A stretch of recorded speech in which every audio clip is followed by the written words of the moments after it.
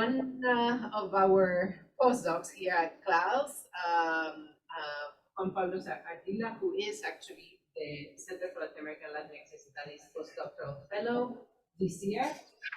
He was before a graduate student here at Penn in the history department, so many of you know him in that capacity. For those of you who do not know Juan Pablo so well, let me tell you a little bit about his work.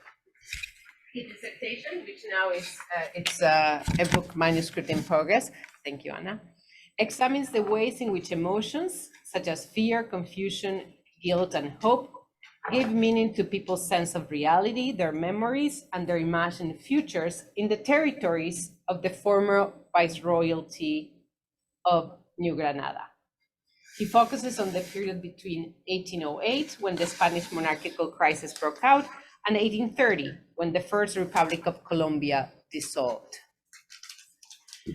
His research explores the role of emotions shaping political debates and both facilitating and hindering reforms. By doing so, he looks at the inner workings of emotions. He delves into questions concerning how emotions come about, how emotional experiences vary across society. Sorry for the return. And how individuals and social groups use emotional expressions strategically.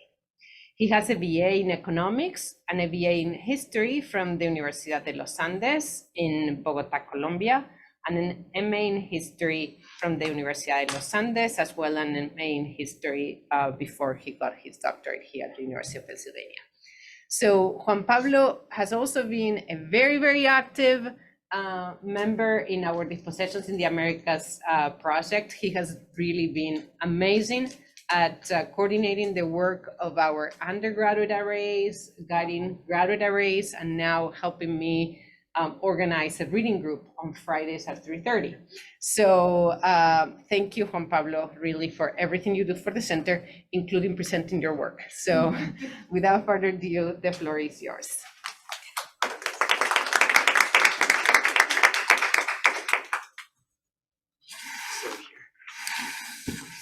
Thank you, Tulia, for those words, and also thank you to Kathy Parch and Ana Jimenez for organizing this, and thank you everyone who came and those joining us on Zoom. On the afternoon of November 20, 1808, despite the pouring rain, hundreds of people went out to the streets of Santa Fe, Bogota to celebrate Spain's alleged victories against the French army. That afternoon, Santa Fe's residents received news that Spanish troops had defeated Napoleon and that Ferdinand VII would soon be reinstated in the throne.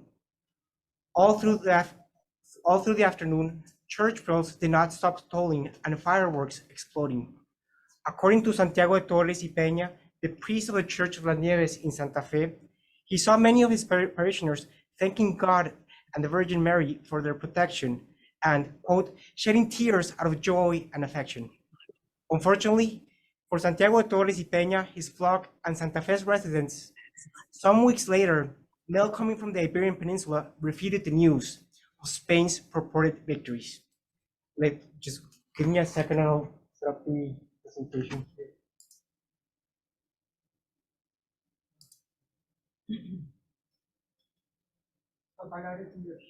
Yeah.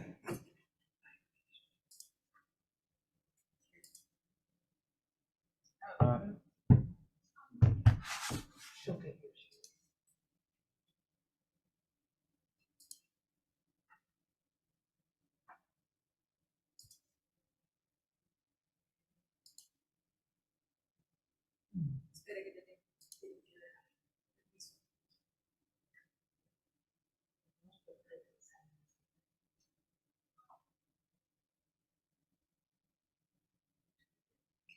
Yes. Yeah, Anna. Oh, okay, there we go. There you go. Sorry. Thank you.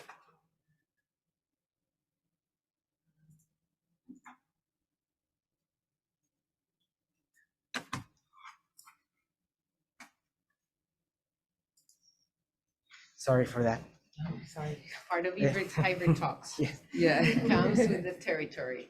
Despite the upsetting news, all through the first months of 1809, Santa Fe's residents continued to stage numerous demonstrations of loyalty towards Ferdinand VII and the Junta Suprema Central de Sevilla, which amidst the monarchical crisis now governed Spain and all of its dominions. Amidst this atmosphere of absolute fidelity towards the Spanish crown, a second case of untrue military exploits reached Santa Fe in April of 1809. On the night of April 19, Santa Fe's officials received news that Spanish troops had defeated Napoleon's army and had pushed his diminished troops to the city of Ferrol in Galicia. The news implied that Spain's victory over the French was now imminent.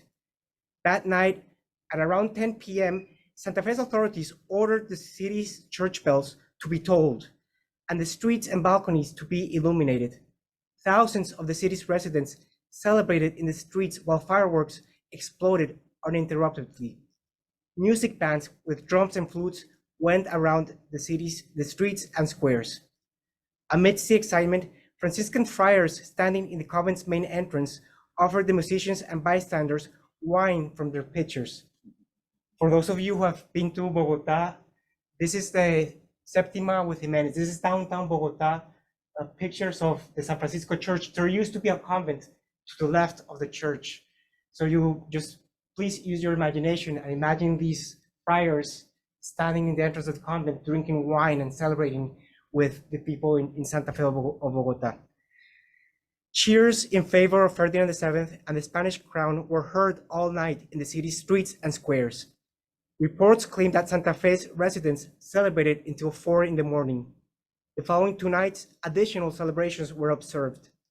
This state of jubilation came to an end on April 23rd, when letters disproving Spain's military victories reached the city.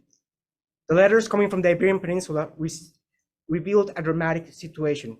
Spanish troops were on the run, and Napoleon had taken control of almost all the peninsula. Napoleon's invasion of the Iberian Peninsula and his abduction of King Ferdinand VII and of his father, Charles IV, marks the beginning of what is known as the Spanish monarchical crisis. In May of 1808, when Ferdinand and Charles were captured, the Spanish monarchy was suddenly left headless. Technically, the monarchy was not left headless. Napoleon placed his brother, Joseph Bonaparte, in the head of the Spanish crown, in the throne. Are they not hearing? No. Are you using is it on the right microphone? Yes, we're gonna check. Dee, can you hear? Yes, I'm so I sorry. can hear. I can hear perfectly. Okay, great, thanks. Thank you. So Napoleon placed his brother Joseph Bonaparte, in Spanish, Jose are called Pepes, and Spaniards despise Joseph Bonaparte and they accused him of being a drunkard. So they came up with this nickname, Pepe Botella. And these sorts of cartoons were very common in 1808, 1809, and throughout all the Spanish monarchical crisis. This situation led to the formation of local government juntas, first throughout the peninsula and later on throughout Spanish America. What began as a response to uphold the Spanish monarchy and defend Ferdinand VII from Napoleon's subjugation quickly led to the rise of autonomous projects in the Americas. Gradually, these projects took different shapes and forms, and eventually, many Spanish Americans ended up endorsing absolute independence from Spain and supporting the adoption of republicanism. The onset of the Spanish monarchical crisis also marks the beginning of a period of time in which confusion, fear, and hope, among other emotions, were experienced with much intensity by most of Spanish American society. The uncertainty and dread that Santa Fe de Bogota's residents experienced when they received false news of Spanish military victories was in no way unique. Such emotions spread throughout all of Spanish America.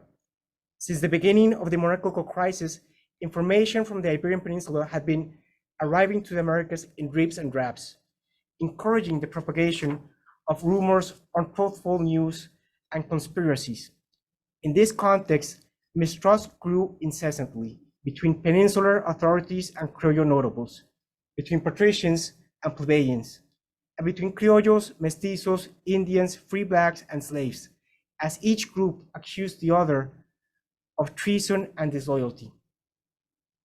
During the following years, other pre-existing frictions came to surface. Not after long, violence became widespread in many parts of Spanish America. Over a decade after the start of the monarchical crisis, many former Spanish colonies declared their absolute independence from Spain and formed new republican nations. Yet, this outcome was far from being inevitable or from being one desired by everyone. Among those who went out to the streets of Santa Fe to celebrate Spain's alleged triumphs in 1808 and 1809, possibly none, or only a handful, could have imagined that some years later they would be fighting against the Spanish monarchy and that they would be supporting the formation of a new republican nation. The book manuscript I am currently working on studies the political and social turmoil that shook the Hispanic world in the early 19th century. I focus on the years between 1808 and 1830 and examine the territories that used to make up the former Viceroyalty of New Granada, that is to say, present-day Colombia, Ecuador, Panama, and Venezuela. I explore the ways in which emotions shaped the meanings people gave to the troubled and changing times they were living in.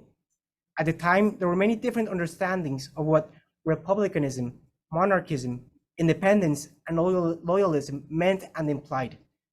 For a considerable part of the region's residents, it was unclear what these political projects could bring about. Confusion, fright, rage, hope fluctuated during these years. In the end, such emotional fluctuations shaped the tides of revolution and reform, at certain times inciting and accelerating political transformations, at others halting social and political change. My work explores this ebb and flow of emotions.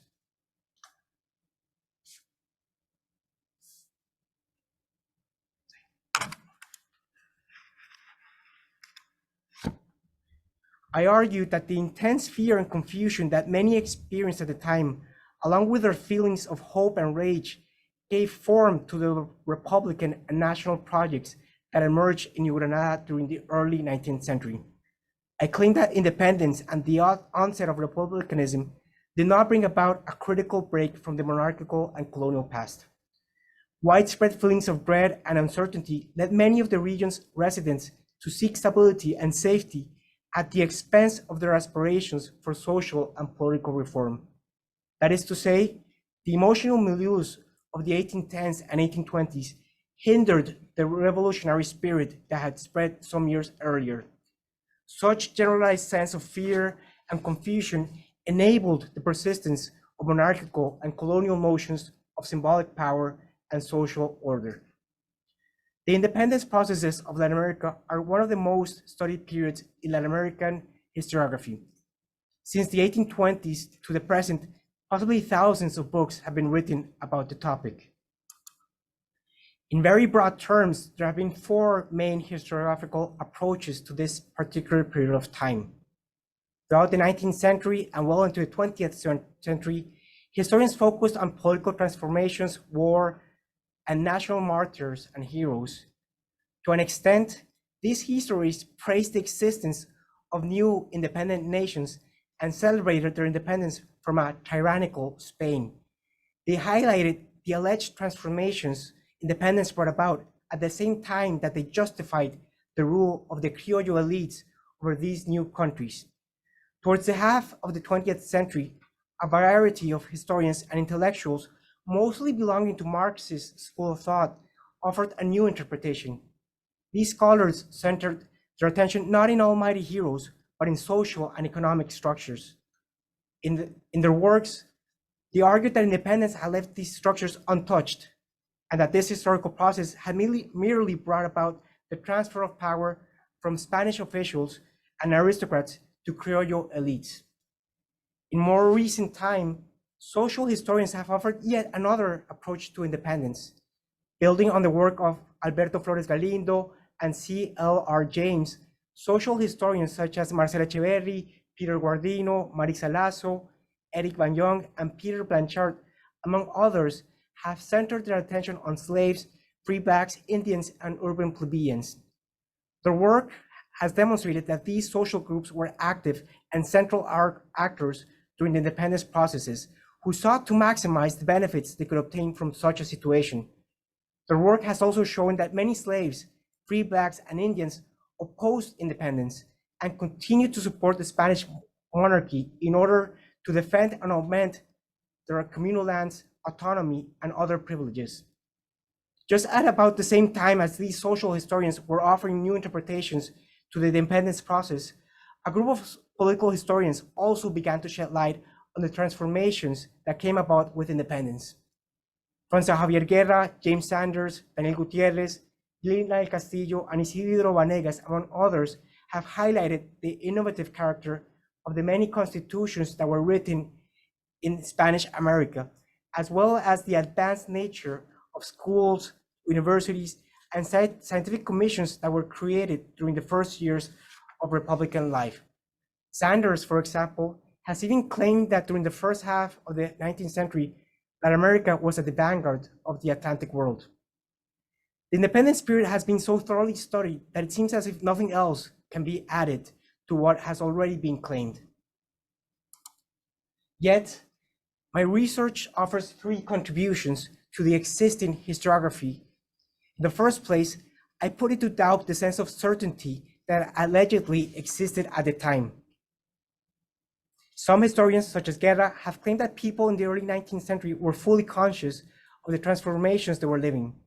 Some social historians, for their part, have presented scenarios in which slaves unmistakably knew which side would best keep their promises of manumission, and Indians were certain of which faction would reduce their tribute payments and maximize their autonomy. Yet, such sightings are not consistent with many accounts found in the historical records. Many people at the time were trying to navigate these troubled times the best they could. Most were simply trying to survive, and among those who sought political and material gains, many did so with imperfect and many times false information. After all, they did so amidst a context of rampant uncertainty and confusion. Secondly, my work underlines the persistence of monarchical and colonial notions of symbolic power and social order. With respect to previous interpretations, I attempt to present a more nuanced analysis that considers the ways in which different experiences of fear, confusion, hope, and anger both inspired and deterred the establishment of democratic and republican institutions. Of course, independence did bring about political transformations and the emergence of new languages of citizenship and rights. But it is also undeniable that economic structures, social relations, and people's notions of symbolic power went mostly untouched. In the third place, my book invites historians of the independence process to view emotions not as simple responses in a cause and effect chain, but rather to understand them as part of human cognition.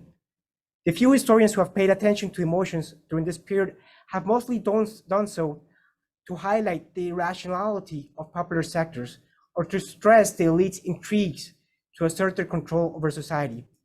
My work shows a more layered picture in which emotions were not irrational responses, but rather a fundamental part of how people of all stratums conceived and gave meaning to the times they were living. Before moving on to the book's case studies and empirical evidence, I would like to say some words about emotions, the history of emotions, and how my work fits into the field. What are emotions?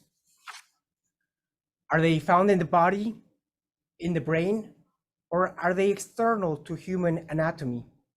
Do all human beings understand and experience emotions in the same ways?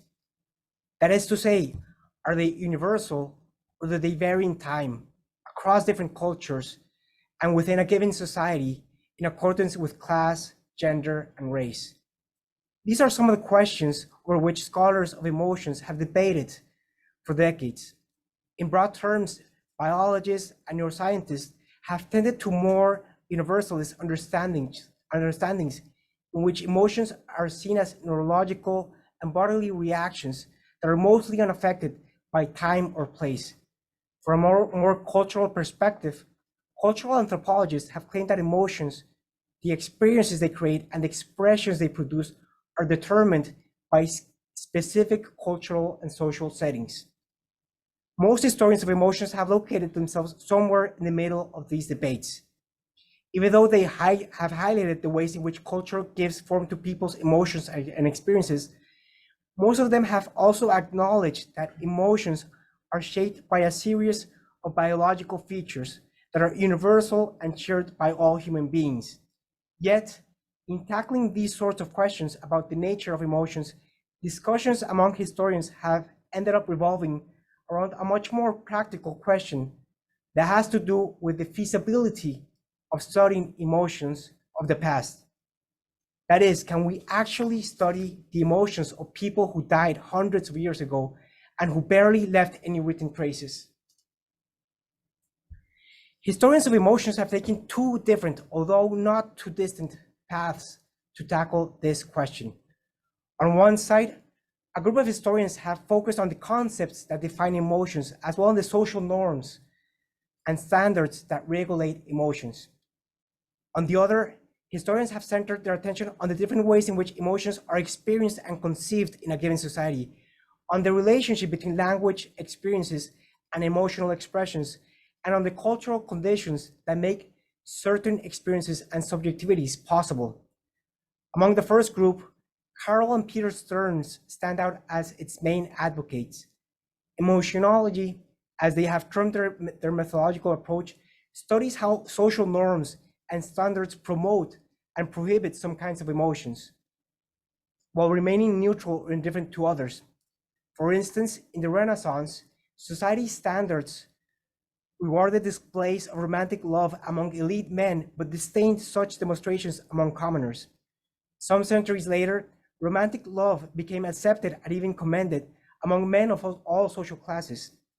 In the end, emotionologists study how social standards change in time as a way to explain social and political transformations. My research is much more aligned with a second path that historians of emotions have taken, with those that you see on your right. That is to say, I am more interested in studying emotional experiences rather than social standards. My work is in close dialogue with Barbara Rosenwein and her concept of emotional communities, with William Reddy and his notion of emotives, and with anthropologist Monique Shear and her suggestion to understand emotions as practices, following Pierre Bourdieu's understanding of the term. Rosenwein's concept of emotional communities has become a key concept among historians of emotions. The concept highlights diversity over uniformity and draws attention on the different ways members of a given society may experience and understand emotions. Rosenwein defines emotional communities as groups in which, quote, people adhere to the same norms of emotional expressions and value the same or related emotions, end quote.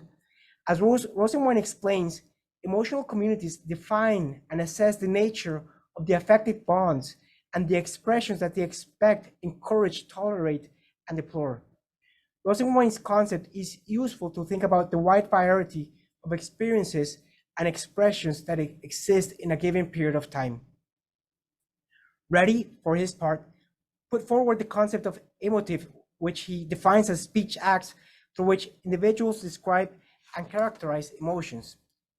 When a person is feeling a series of sensations, emotives come into play in the moment in which the individual decides to identify those feelings and label them under a particular category or term. One of the main implications that comes with Reddy's definition is that the act of naming and labeling a feeling realigns an individual's experiences. When a person experiences a feeling and labels such sensation under a particular term, that person's feelings are readjusted to fit that term. As Reddy explains, an emotive is also an attempt to, quote, feel what one says one feels. Despite being somewhat abstract and complicated, the concept of emotive is useful to think about how individuals may at times manage to some extent their emotional experiences and expressions. My book builds on these concepts and reflections, but it differs from previous work on the history of emotions in various ways. Above all, I lay much more emphasis on the ways in which emotions, understood as part of human cognition, gave meaning to people's lives and to the world they lived in. Sorry, I just want to see the titles, Sorry. if you don't mind. Yes. Thank you. Above all, I lay much more emphasis on the ways in which emotions, understood as part of human cognition, gave meaning to people's lives and to the world they lived in. My work highlights moments in which emotions shaped notions of reality and conceptions of the past and the future. Secondly, contrary to many historians of emotions who study long periods of time, my book focuses on a relatively short period of just over 20 years. Accordingly, throughout the different chapters, I carry out a fine-grained microscopic analysis to underline the actions, expressions, experiences, and moods of specific individuals. By doing so, I attempt to get a better sense of the milieu of the time and of the ways in which emotions gave meaning to people's notions of the world. Lastly, my work also highlights the interactions between emotions, practices, and strategies, and studies the ways in which emotional expressions may convey meaning to people's actions. Let us go back to November 1808, when people in Santa Fe went out to the streets amidst the pouring rain to celebrate Spain's alleged victories against Napoleon.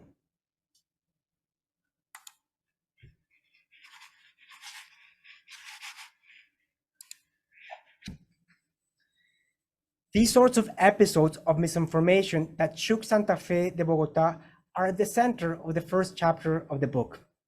During the period between August of 1808 and August of 1810, confusion and fear spread throughout the city and took a life of their own, thanks to the circulation of many rumors regarding the Spanish monarchical crisis.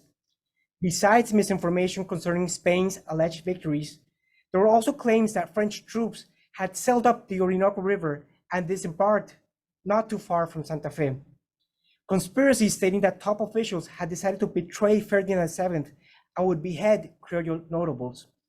Rumors of an impending attack on the Viceroy Amari Bourbon, and false stories that placed the Viceroyalty of New Granada under the control of the Portuguese monarchs. Amidst this atmosphere, people's sense of what was real and plausible became distorted. Their horizons of expectations were altered, giving rise to new possible futures. Thus, when Santa Fe's residents formed a government junta on July 20th, 1810, they did so based on new expectations of greater autonomy that had grown amidst a context of widespread fear and uncertainty. These prospects would later evolve, and some Santafereños would begin to envision the possibility of absolute independence from Spain.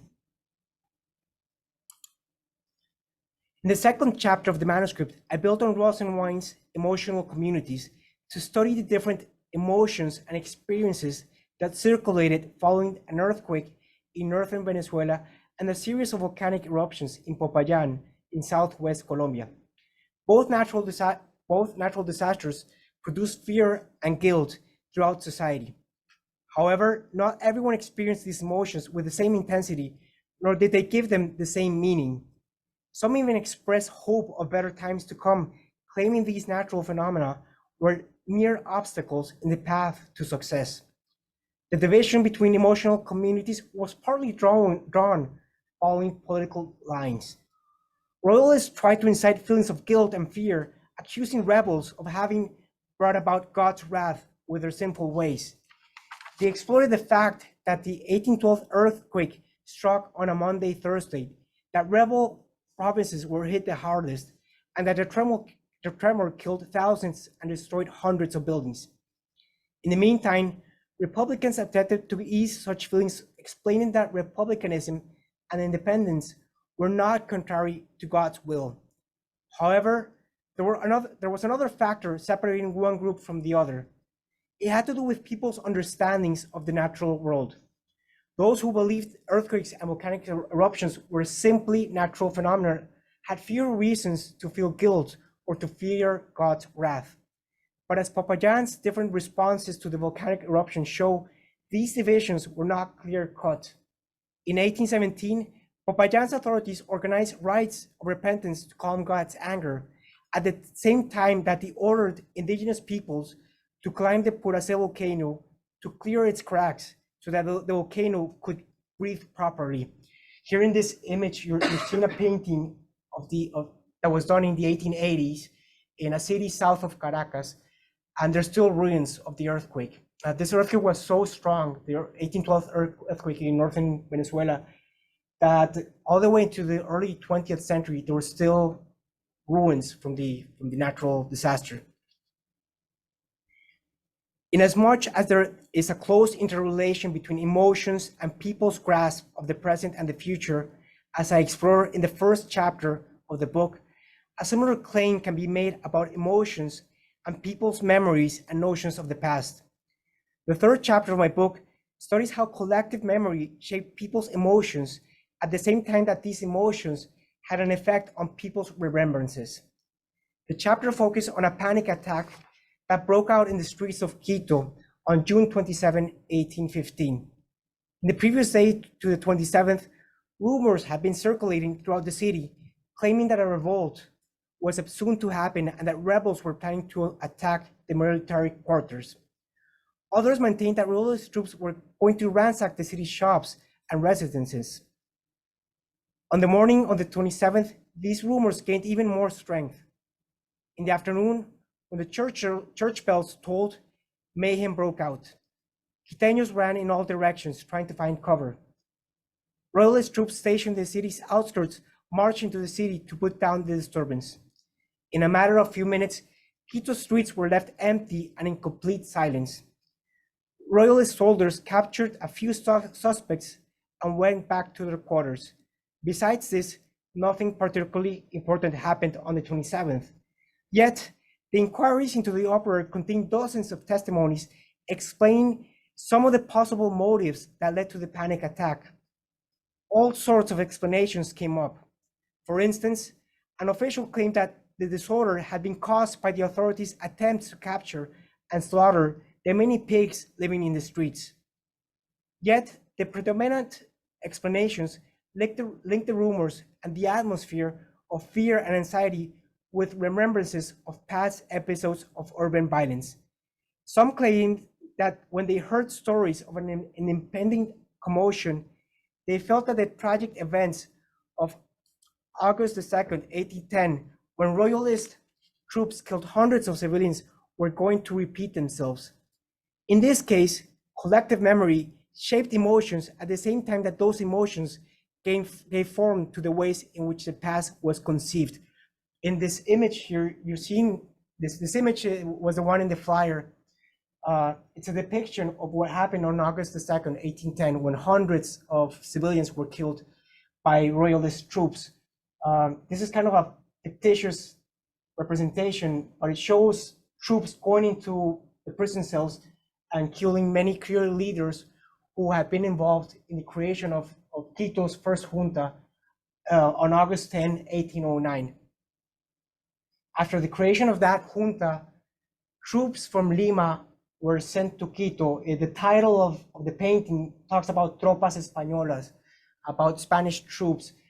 But in reality, these troops did have people who were born in Spain, in the Iberian Peninsula, but many people who were born in what is now Peru. Many Limeños, many Sambos and Sambos from Lima were part of these troops. And these troops were constantly in trouble, being accused of all sorts of abuses. And eventually in 1810, they were involved in the killing of hundreds of people. In the fourth chapter of the manuscript, I reflect on the relationship between emotions, emotional expressions, practices, and strategies. I examine a series of rituals and judicial trials that took place during the monarchical restoration between 1815 and 1818. The chapter explores the ways in which gestures, body movements, and other expressions served as indicators of someone's fidelity or disloyalty to the crown and of their standing in society. For instance, in 1817 in Popayan, during the funerary rites of Jose Maria Morcillo, a royalist priest who was killed by rebel troops Those who attended the funeral expressed feelings of grief, rage, and awe. But it was ultimately a sense of elation that prevailed. During the funeral rites, the vicar's sermon claimed that Morcillo's death had been so glorious that it should be celebrated rather than mourned. Thus, Popayan's residents ended up demonstrating their loyalty to the crown, expressing jubilation over the priest's murder. The previous chapters have hinted at the fears and doubts that many felt throughout the 1810s towards projects that supported absolute independence and republicanism. By the early 1820s, when the First Republic of Colombia came into existence, ample sectors of society demonstrated a strong aversion towards social and political reforms. Their fears and doubts slowed down reforms and paved the way for the persistence of monarchic notions of symbolic power. The fifth chapter studies a series of cases that together illustrate the persistence of colonial and monarchical models. Among these cases, there is the celebration of the 1821 Cucuta Constitution in Bogota, in which a copy of the Constitution was placed on a throne. A case of fierce opposition that peasants and commoners in the vicinities of Villaleyva expressed to the establishment of schools and universities in order to preserve the ex homo painting that they so much venerated, and the case of racial discrimination that a Pardo student suffered in a school in Caracas. The painting I'm talking about used to be here in this monastery located in the outskirts of Villaleyva, which is a very touristic city not too far from Bogota. In the 1820s, the inhabitants of the newly formed republic constantly looked back to monarchical representations of power, to colonial notions of what society should look like, and to past events to strategically give meaning to the times they were living. Drawing on William Reddy's notions of emotives and expanding on its implications, the chapter discusses the ways in which mental images hailing from the colonial past gave form to the main debates of the time and to the ways people experienced understood their emotions. The last chapter of the book, which is still in its making, studies the rise and consolidation of Simón Bolívar's authoritarian projects during the second half of the 1820s. I pay attention to the failed 1828 plot to overthrow Bolívar and the harsh repression that followed against all those involved. The chapter then studies Bolívar's scheme to reinstitute the monarchy in Colombia and his plan to have a member of the French monarchy sit on the Colombian throne. The plan established that while negotiations came to an end, Bolívar would become Colombia's first monarch. Bolívar and those involved preferred the French over the British because of their Catholic faith. Among Colombians, fear of war and of political turmoil led many to support these autocratic projects. Throughout this chapter, I explore the letters and diaries of Manuela Sáenz, known to be Bolívar's partner, and of Mary English, an English emigre and fervent supporter of Bolívar's government, to get a sense of the milieu in which these absolutist projects grew. Here you're seeing a portrait of Mary English, which is in London in the National Portrait Gallery. And on your right, you're seeing a picture I took in the British Library when I was going over her documents and letters and diaries. And that piece of hair is actually a lock of hair of Bolívar. Mary English was fanatical with Bolívar. She was obsessed with Bolívar, a big supporter. And her diaries and letters give a sense of the growth of this autocratic project.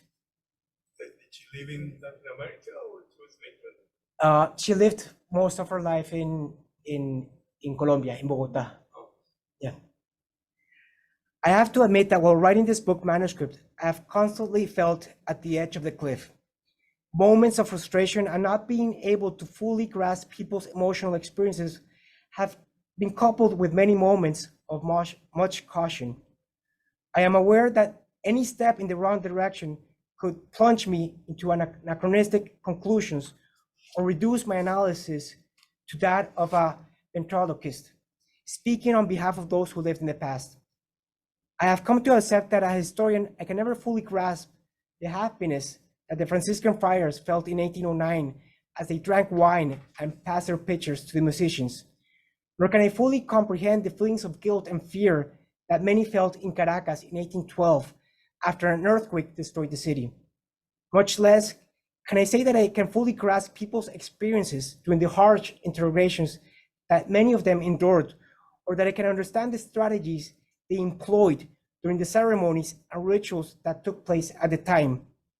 Yet, this effort to understand people's emotions, their experiences, expressions, and strategies is not in any way futile.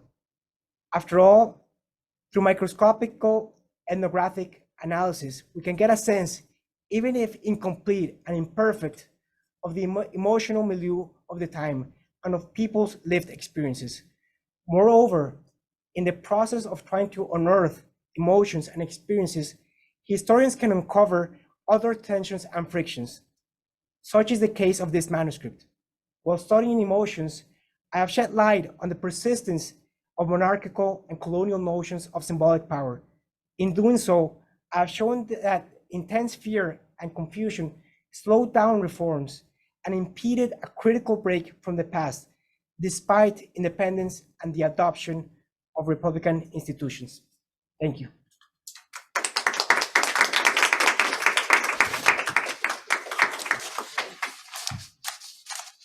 Well, Pablo, that was fantastic. The floor is open for questions or comments. There are also virtual hands applauding you. We can take comments or questions from the floor, and then we can also ping pong to the screen. It was great. Your research is amazing. Thank you. I have two questions. One, I noticed that you work on like how one specific event developed or gave way to emotions, and you said a couple of times about like false information or humors. Rumors. Rumors, thank you. So I was wondering if there is a way to see or to investigate how this false information or rumors, oh my God, were also built on emotions. I was wondering like if we can see hope in this false information or other feelings. And my second question is just a curiosity if you have a tentative title for the book. So for the second question, I'm not sure. I'm very bad with titles. The dissertation of my title is The Ebb and Flow of Emotions, a history of emotions in the First Republic of Colombia, something like that, 1808, 1830. But I have to try to come up with something better. I like the idea of ebb and flow because I'm talking about these fluctuations. I prefer the term Tides of Revolution, but there's already a book titled Tides of Revolution, and Cristina Soriano wrote it, so I can't use that title. And when it comes to rumors, false information, and how emotions can create those, yes, of course. I something that I try to do all the time, and maybe in the presentation I wasn't able to say as clearly, is that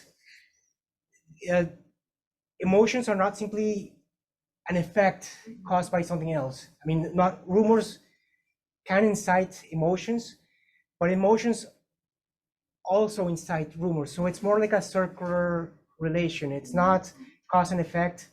They're all in relation with one another, inciting one and the other one incites the other. So that's how I view the relation between emotions, false information, and the other thing I would say about hope, yes, it comes up all the time in my research, studying this period. So for example, when I was talking about 1808 and 1809, when these cases of false information reached Santa Fe, Bogota, many people were actually hopeful. Like when they celebrated, they were hopeful because they thought Spain was winning the war.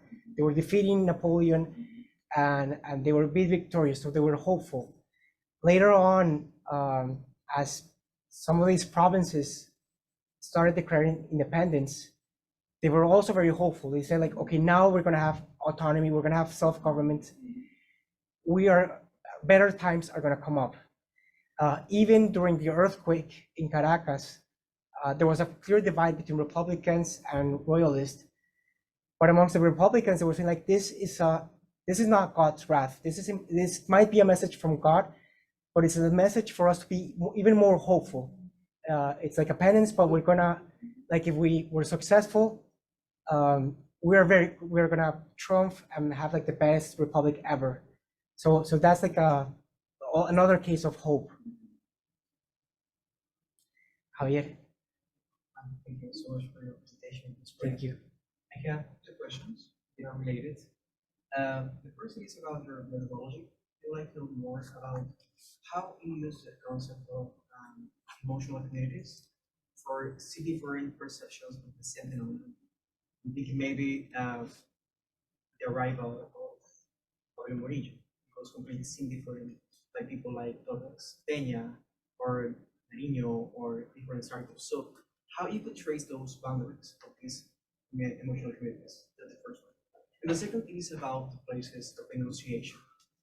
I'm thinking about women in petitions that they came to the government, these judiciary trials, where they were very emotionally, but when they were speaking to themselves in private letters, in correspondence, they use different terms. So how do you use those different languages? In that sense? Sorry, is that You couldn't we were hear it. reported that they couldn't hear in the chat. People in the chat couldn't hear the question. Okay.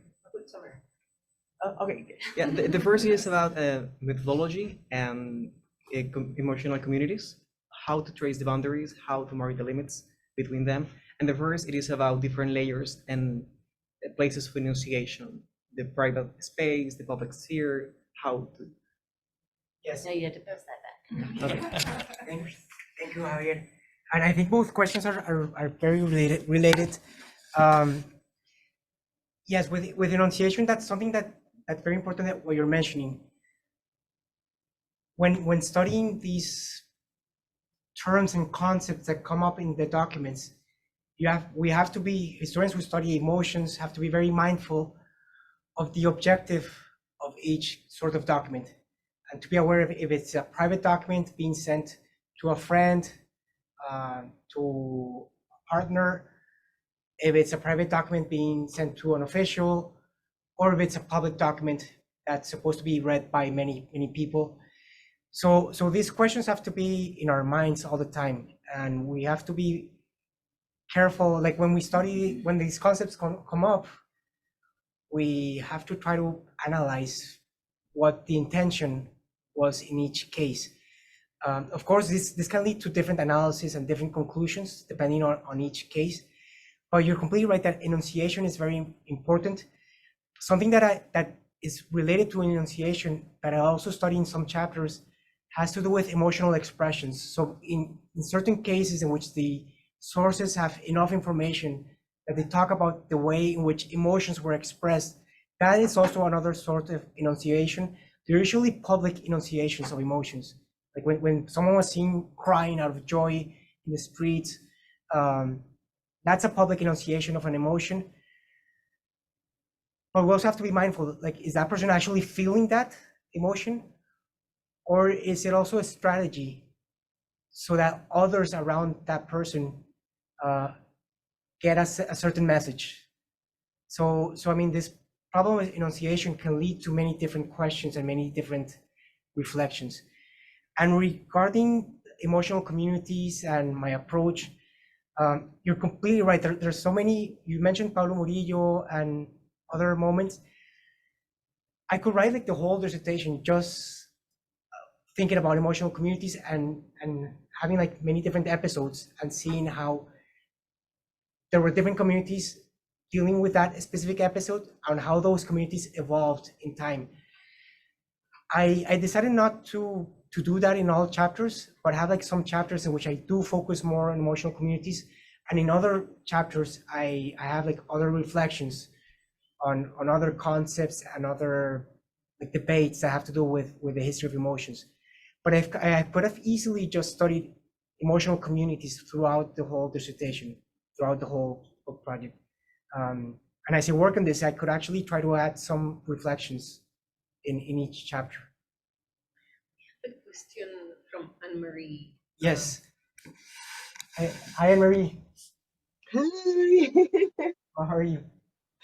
I'm good. It's really nice to Anne-Marie, we see can't you hear all. you. Oh, Now we can. okay, okay. Thank you so much for your presentation. I've been super curious to hear you speak about emotions because, well, we have discussed about this before, right?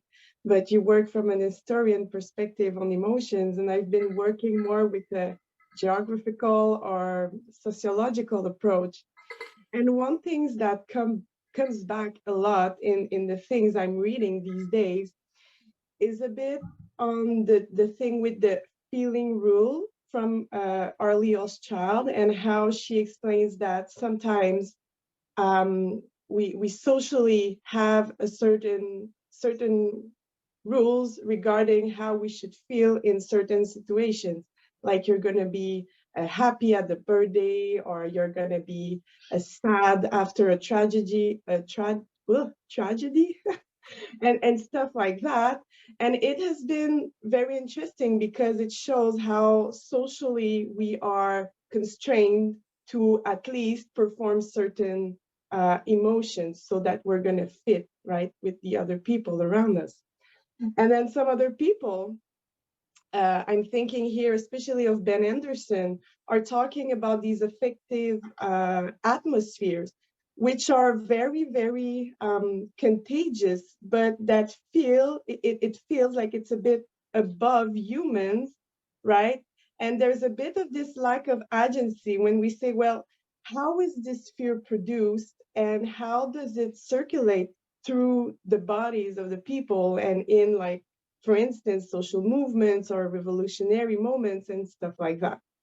And so all this introduction, because knowing a bit of these two opposites, right, or different ways of understanding the impact of emotions in political action, for instance, I was wondering if you came across in your research performance or proof of emotions that were completely opposite to what you would expect of what was the shared emotional or affective emotion at a certain point.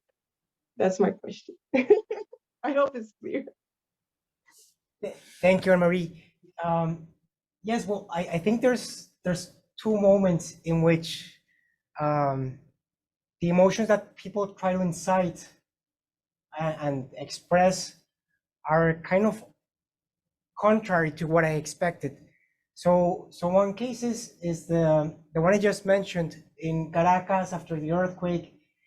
You would imagine that everyone just would be sad and devastated, but there were some, especially the Republicans, showing feelings of hope and trying to incite that same hope amongst the Republican side. That's one case. The other one I also mentioned happened in Popayan. So there was Popayan in southwest Colombia in 1817, and they were celebrating a funeral rite. I didn't explain this because it would have taken too much time, but at the time, Popayan was controlled by royalist troops, and trying to like do an act of political propaganda, they decided to unbury the body of Morcillo, a priest who had been killed in 1812, 1813 by the rebels, and in a town like 100 kilometers away from Popayan. And they took back the remains to Popayan and carried out a funeral rite. There were like 2 or 3 days of celebrations,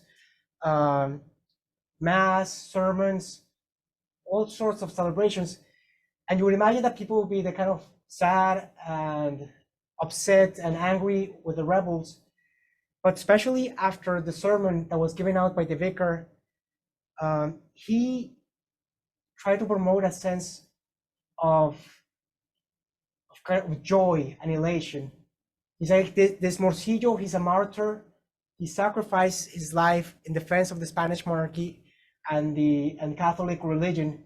We should celebrate his life. We should celebrate his sacrifice. So that's like kind of another example in which the emotions I expected to see are not the ones that I saw in the records. And just a small follow-up question. Do you think that challenging like the main expectation regarding like the expected emotions, do you think that it paid off? Maybe no. Like in the case of Caracas, at the time of the earthquake, Caracas had not only created a junta, but had also declared its absolute independence. And just a few months after the earthquake, Caracas was conquered by royalist troops. So they eventually lost the war, and I think those efforts did not pay off. In the case of Popayán and most of what is now Southwest Colombia, royalism was really strong until the early 1820s. So maybe it did. Maybe all these efforts did pay off. Thank you, Marie. I have a question. I'm going to move this closer so I think I found your talk fascinating, and unlike the previous talk that you gave us, which was focused on one part of the dissertation, I really liked the way in which you walk us through the main content of the different chapters, and we could see how, you know, your study of emotions plays in these very different scenarios, right? Something you didn't say explicitly, and I hope that you will say in the book, is that emotions are time dependent, or that they are really the product of their time. You talked about fear, which sometimes it seems you term as uncertainty. You talked about confusion, hope, and rage as the four main emotions that seems you are tracing in these different scenarios. You also talked about the difficulty of doing this work, and at that point you talked about the emotional milieu of the time. And I thought that was really very helpful, because I was trying to think what would happen if you were to compare earthquakes, say, you know, given what has happened recently, as you were talking about the earthquake in Venezuela, I couldn't help to think about the earthquake in Turkey and Syria, right? And what are the main emotions that we read about or that we hear about? In the case of your earthquake, you talked about fear and guilt, but I would say nowadays it's more rage. So then, you know, you may have thought about God's will. Now you think about governance structures, building permits, bureaucracies that are not doing their work, right? So the way in which people process the same tragedies or the same uncertain political events, as you were talking about the revolutionary crisis, I was thinking about 2001 in Argentina, you know, are obviously different because they are sort of a product of their time. I think, you know, nowadays we are less tied to God's will or destiny than we are perhaps to the idea of what mankind is doing or humankind, sorry, is doing. And I was also thinking about this in relation to environmental disasters, for instance. So I wonder if there is room in your book to do a little bit of that comparison that could take your reader to different times and not only be at the beginning of the 19th century. I mean, perhaps this is too much to ask, but to see how, to reveal, to show how emotions actually under very similar circumstances, but say 2 centuries apart, will be different emotions because they are responding to different determinants of their time. You won't use the word determinant, but the milieu is different. So conditioned by yeah. their time. Thank you, Tulia. Yes, something I think I kind of mentioned it, but I have to stress this much more, that the fact that emotions vary in time, vary in time, and in a given time, they also vary within society. The way we understand emotions in the present are very different. The way we understand and experience emotions in the present are very different from the way people in the past understood them and experienced them. I try to, in the book project, I do try to create a link between my historical study and the present. And I do so talking about Brexit, Trump, and the peace plebiscite in Colombia. Of course, I try to compare it a little bit with what has happening in Santa Fe, Bogota in 1808, 1809, 1810, with all these rumors and cases of false information and false news.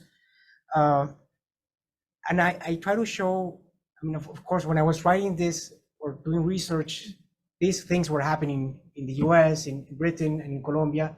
So I was clearly influenced by these events. And I try to be very careful not to allow my conclusions of the present or my reflections of the present lead me to make conclusions of the past. But what was happening at the time did influence and inform my reflections, in the sense that I saw like new realities or new senses of realities, new hegemonic frameworks arise during these times here in the US with Trump, in Britain with Brexit, in Colombia with the peace plebiscite. And I saw something similar happen in the past in the 1810s and 1820s with emotions. So I do try to have that dialogue with the present and the past. Can I ask Yeah. a follow-up question? Another thing is that, I mean, I assume that through your archival research, you are doing a little bit of the ventriloquism of saying what are the emotions mentioned, right?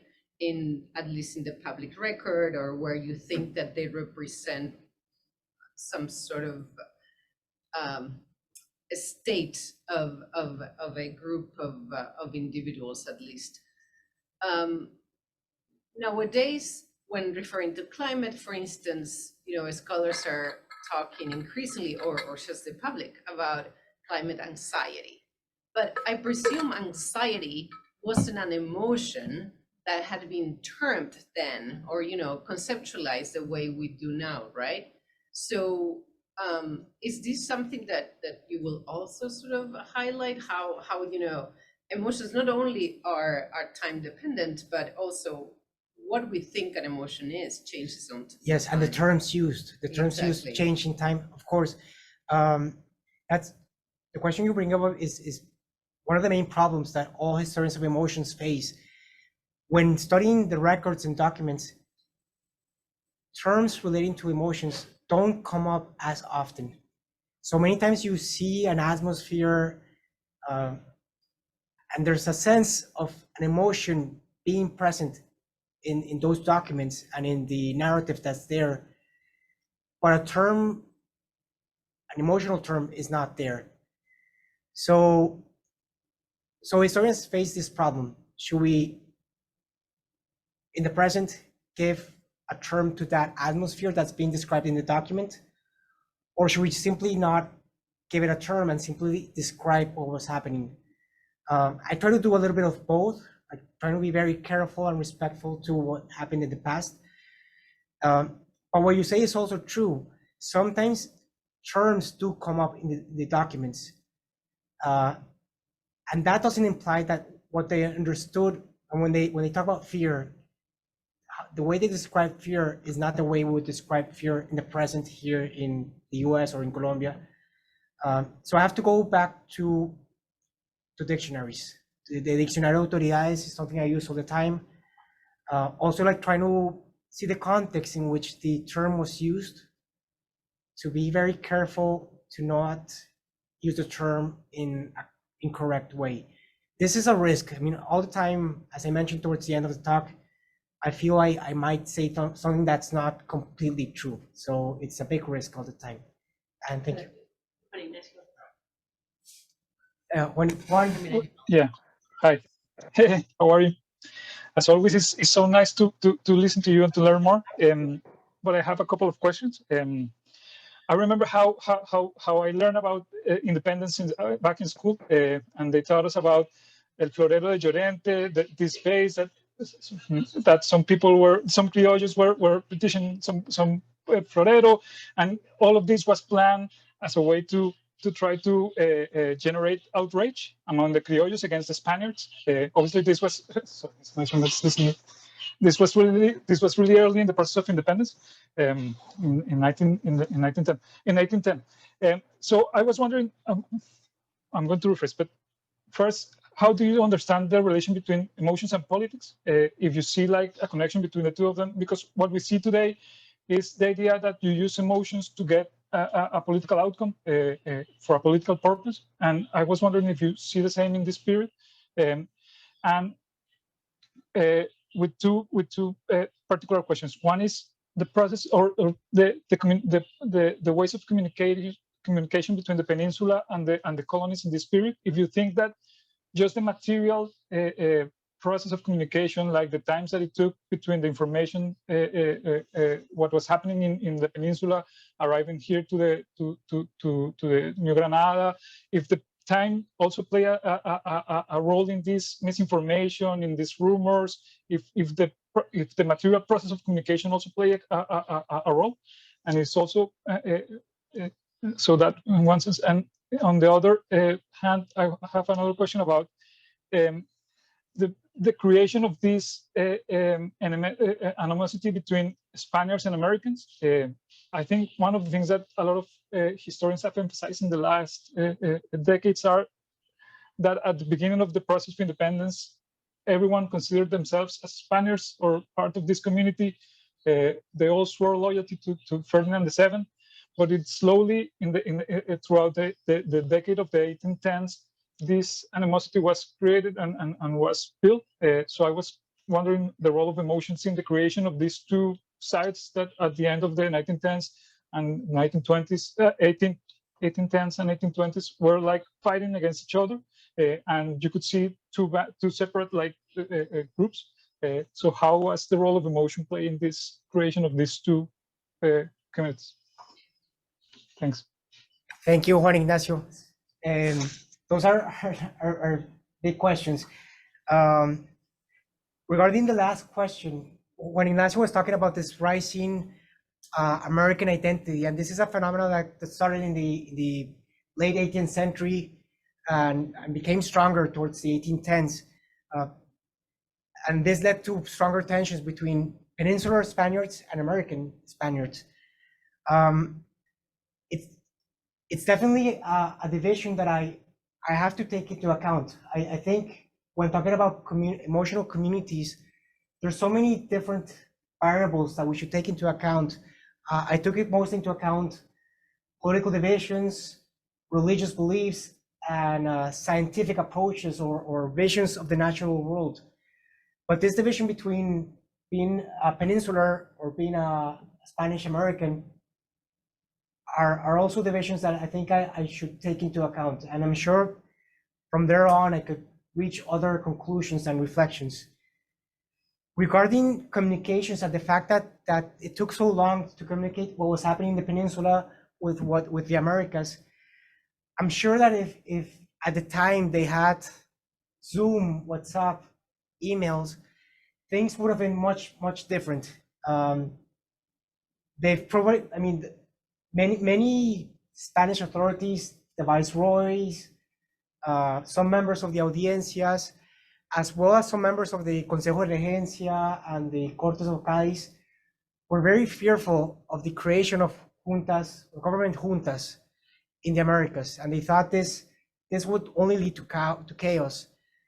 But when you start seeing what was happening in Mexico, in Argentina, in Nueva Granada, most people, like, I mean, except for a handful of people, most were completely loyal to the Spanish crown. Had they been able to talk and explain their different approaches, I'm sure they would have probably reached an agreement, and all this chaos that then took place would have not happened. I mean, they would have probably created government juntas, but those government juntas would have not taken the step a year or 2 years later to create independent republics or independent states. And regarding the dialogue or relation between politics and emotions, that's definitely there's definitely a big relation between the two. I try to in the book project, I try to avoid like simple cause and effect analysis of emotions and politics. So it's not simply that someone gave a speech and people became fearful and started running around, and then that fear led to other effects on people's emotions. But I do discuss the fact that emotions are part of human cognition and part of human rationality, and in that way they inform people's thoughts, their opinions, their perceptions. So fear, anxiety, dread, they are part of the analysis. So when people are analyzing what was happening and are trying to decide what side to support, these emotions come into play and are part of the way people are informed. So that's what I would say about the dialogue between emotions and politics. Thank you, Juan. I think we have one last question. Two last questions. Go ahead. I just have a generic question. Among the people, the historians that are using the concept of emotions, has anyone tried to measure what emotions are? Thank you. Yes and no. So historians were very good saying that things are complicated and not coming up with particular definitions. Because when you look at psychologists, they sometimes, or biologists in other disciplines, they have like very concrete definitions of what an emotion is. And some will say so an emotion is a response that happens under certain circumstances. When it comes to historians, we end up having like these broader concepts. I would say that emotions are a central part of human cognition. If I had to come up with a very concrete definition, that doesn't say much. But I could like expand my answer going to Barbara Rosenwein's emotional communities, to emotions as practices, but a very like definite definition, a very concrete definition of what an emotion is. Most historians just simply ignore the answer. And also when it comes to terms, like, because psychologists and biologists sometimes have lists, like there are 5 emotions and that's period, or 10 emotions and there's no other. Historians, since we look at the past, and in the past they use different terms to the ones we use in the present, we try to avoid just coming up with a short list of emotions, because if we do come up with a short list, that means that we'll end up ignoring some of the emotions of the past, or if not ignoring, like forcing new definitions to what people understood and experienced in the past. So yeah, like we don't have a very good definition of what emotions are. Do you want to go with the last question? This is definitely the This last is actually question. not a question. I want to invite everybody to please separately give Juan Pablo feedback, not just on the content, but on the communication and delivery, because this is a practice job talk, and all of my notes are about ways that I think he can simplify and strengthen and things that may have impeded his ability to connect with the audience.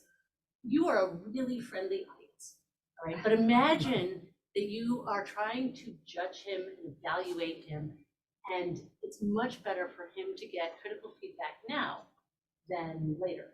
So I would really invite everybody to please send Juan Pablo an email in which you try to outline how you perceived different parts of his talk and what you think would improve it, and then he'll face the challenge of totally contradictory advice. That's normal. And then I will tell him that he has to take my advice. But he doesn't actually have to. He'd be much better off receiving advice from everybody. So thank you so much. Thank you. Thank you.